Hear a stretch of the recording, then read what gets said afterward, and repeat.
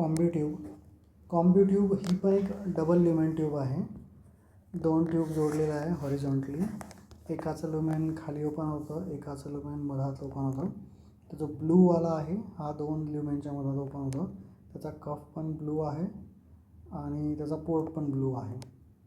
त्याच्यामुळे वर जी ओपन होणारी ती पूर्ण ब्लू आहे.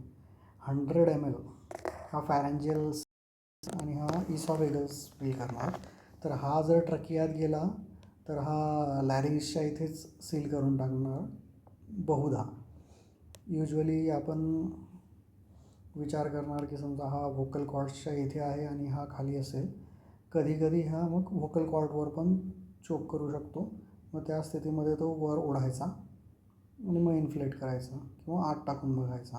95% हा इसॉफेगसमध्ये जातो आणि मग हे तुमचा गॅस्ट्रिक पोर्ट म्हणून काम करेल.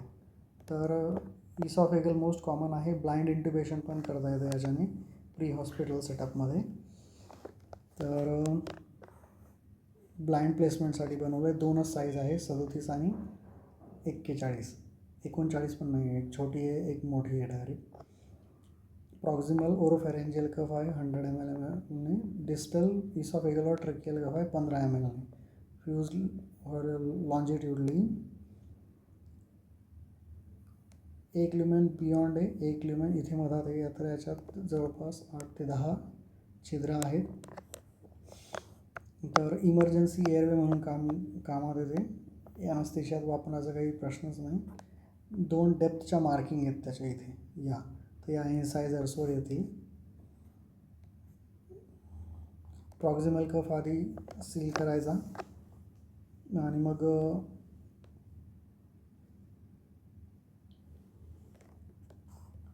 Tip is in oesophagus. Distal कफ मग डिस्टल फील करायचा. युजली इसॉफेगसमध्ये असते. मग तुम्ही इन्फ्लेट केल्यावर मग हा त्या फॅरिंग्सच्या एरियातनं ट्रकियामध्ये जाईल लॅरिंगच्या थ्रू.